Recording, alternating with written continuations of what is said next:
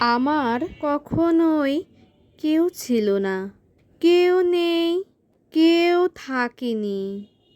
আমার আপনজন কেবলই একাকিত্ব আর প্রিয় মানুষের স্মৃতি।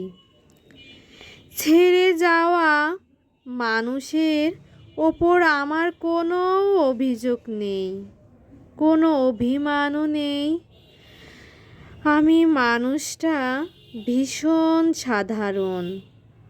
আমাকে চাইলেই ছেড়ে যাওয়া যায়, ভুলেও যাওয়া যায়, ঘৃণাও করা যায়। আমি কারো জীবনে আহামরি কোনো অধ্যায়ও নয়। অতীতে যারা ছিল তারা আসলে আমাকে ছেড়ে যায়নি, বরং আমি তাদের ধরে রাখতে পারিনি।